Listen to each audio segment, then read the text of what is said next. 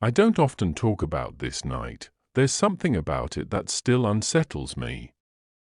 But sometimes these stories need to be told, don't they? Maybe it's my way of making sense of it, or maybe it's just to make sure I'm not the only one haunted by what happened. It began on a chilly evening as I wandered along a railway cutting. The path was steep, the air heavy with mist, and the shadows stretched long across the rocks. I remember pausing at the edge, looking down at the tracks below.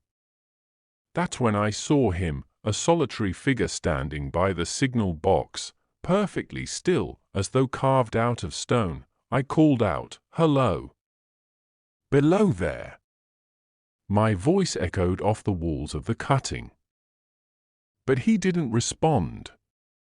He just turned and looked toward the tunnel, as if he hadn't heard me at all, or worse, as if he were expecting someone else entirely. Curiosity got the better of me. I climbed down the steep path toward the man. The closer I got, the stranger the whole scene felt. The railway cutting was surrounded by high, jagged walls, and the air seemed colder, thicker, down there, as if it were holding its breath. The man turned to me as I approached. His face was pale, his eyes sunken and heavy with something I couldn't place. He seemed wary of me at first, as though he thought I might be someone or something else. I introduced myself, but he barely nodded in response. "You called out," he said after a long pause, his voice low and measured. Those were the words. "Hello! Below there." I was taken aback. "Yes, that's what I said." "Why does that surprise you?" He stared at me for a moment, then looked past me toward the tunnel again, his expression darkening. "Those were the exact words the figure used." "What figure?" I asked. But he didn't answer right away. Instead, he gestured for me to follow him into the signal box. Inside the signal box, the air was warmer, but not by much.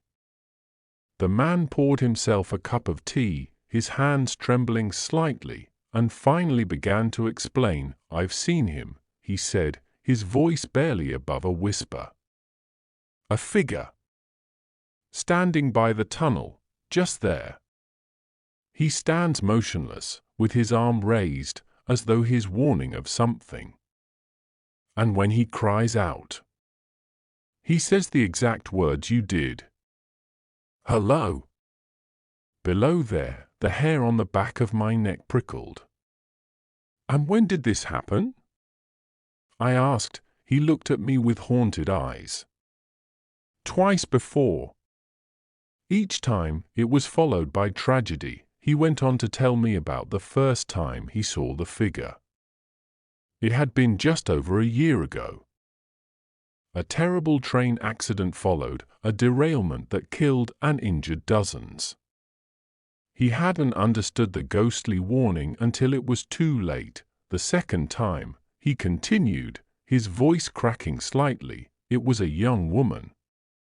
She died on the tracks just as the train approached. I tried to stop it, but I couldn't. I sat there, stunned. I wanted to say something comforting, something rational, but what could I say? The man seemed utterly convinced of what he'd seen. And the worst part? He told me the figure had appeared again the previous night. "I don't know what it means this time," he said, running a hand through his hair. "But I feel like something terrible is about to happen." I decided to stay with him that night. Part of me wanted to see this figure for myself, to prove to him, and to myself, that it wasn't real. But the longer I sat there, watching him work the levers and monitor the signals, the more uneasy I felt. The signal box was a lonely, claustrophobic place, and every sound seemed amplified in the stillness. Around midnight, the signal bell rang, a routine message from a passing train. But the man stiffened, his eyes darting toward the tunnel. "Did you hear that?" he asked, his voice trembling. "Hear what?" I replied, my heart beginning to race. "The cry," he said. "I heard it. Hello." Below there I strained my ears, but all I could hear was the distant hum of the rails. Still, his fear was contagious. We both stared at the mouth of the tunnel, waiting for something, anything, to appear, and then we saw it. Or at least, he did. He bolted upright, pointing toward the tunnel. "There! Do you see him?" But I saw nothing. Just the darkness of the tunnel and the faint flicker of a light in the distance.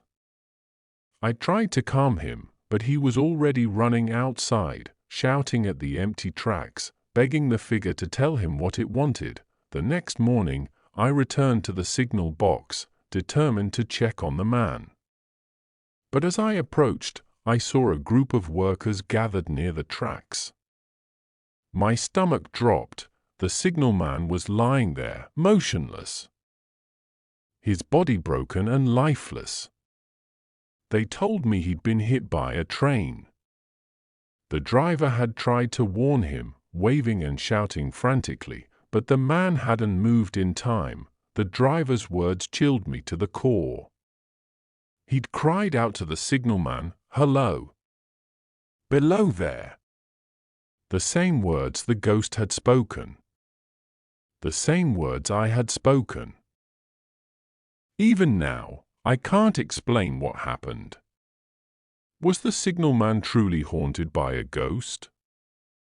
Or was he so consumed by guilt and fear that he imagined it all? Maybe he was doomed from the moment he first saw the figure, a victim of his own mind, or perhaps something far more sinister. What I do know is that I can't walk by a railway line anymore without thinking of him. And every time I hear the distant cry of a train whistle, I wonder, is it just the wind? Or is it something else, trying to warn me of what's to come? What do you think? Was the signalman haunted by a spirit, or was he simply lost in his own madness? I'll leave that for you to decide. But one thing's for sure, some places are better left undisturbed. And some warnings are impossible to ignore.